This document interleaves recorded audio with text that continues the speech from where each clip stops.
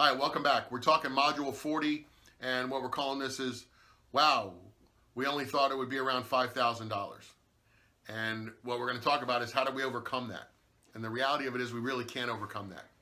If we didn't do our job right throughout the course of the presentation, it's a very tough thing to overcome if they really believe that it was around 5,000. Now, a lot of us will say, well, we don't believe that. Well, the reality of it is if they didn't hear us in our price conditioning, or they weren't paying full attention to all the value building that we do, then it may just be realistically they just don't understand the value. So what happens is it boils down to our job throughout the presentation that we want to make sure that we are communicating with them, but getting them involved in the communication. Meaning that when we're talking to them, if we just tell them and we say, well, you know, the big box stores, and we show them the slide, and you know, we say this could be from $10,000 to $15,000. Well, we may think they understood and they heard it, but that might have gone right over their head. So the reality is we need to be in that conversation in that slide, talking more like this.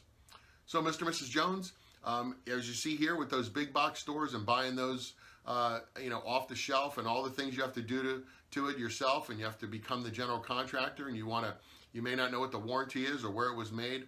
And those are going to be somewhere between $10,000 and $15,000. So let me ask you a question. Would you feel comfortable paying $10,000 or $15,000 for a tub that you didn't know much about, didn't know the warranty, couldn't have it backed up, and then you had to go through and get all the work done? Would that be something that you think would be worth $10,000 or $15,000? See, now if we do that, what's the answer going to be? They can't nod their head, so they're going to have to communicate the answer back to us. It's either a yes or no. We hope that they say, no, it wouldn't be worth that, so that they can understand that as we start to get into our tub and everything that they're getting, and we then end up at our price point, they're going to expect it to be somewhere in that neighborhood. So that's kind of critical on how we want to handle this. So as we go into the next one and we talk about the mass market tubs, and do the same thing, and then we say, well, these could be anywhere from $14,000 to $28,000.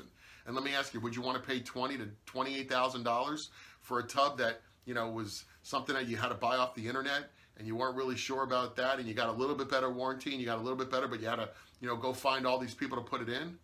Would you want to spend that kind of money on a tub like that? And we're going to get a yes or no back again. And with those yeses or nos, we know they're listening to what we're saying. They're comprehending what we're saying. And that's going to be the key for them to now at the end really not be able to say, well, I thought your tub would only be $5,000. One other thing we want to talk about, and you can utilize this, is the way that we talk about Premier. And Premier is no longer in the business, but it's easy to say, prior to 10 years ago, Mr. and Mrs. Jones, my manager used to work at Premier, and he told us stories of, before everybody else got into the business about 10 years ago, they were the only one in the business. And what they used to say when you called up and you wanted somebody to talk about a walk-in tub like we're doing today, they would have asked you right off the bat, Mr. Jones, do you have $20,000 to $25,000 to spend on a walk-in tub? And if you said no, they wouldn't even come out to see you. Now, the good part is prices have come down a little bit, but quality's gone up tremendously. It's one reason why Premier's no longer in business. That's the difference between that business used to be and the way business is today. So I think you're going to be very happy when you get done seeing our tub and understand the value that you're going to be able to get from Kohler. Now, that'll end that. Those are the little things that you need to be incorporating into your presentation. If you're not doing that, then that's what's going to create that issue at the end where they actually can give you that excuse. And it may just be an excuse. Let's be realistic. It may just be a way to say, I'm not spending this kind of money, and they use that as an excuse. But it'd be very hard for them if they communicated these points back and forth with us, for them to be able to say that. It counts kind of silly for them to be able to do. Okay, so work on incorporating those into your presentation, and we'll see you on the next module.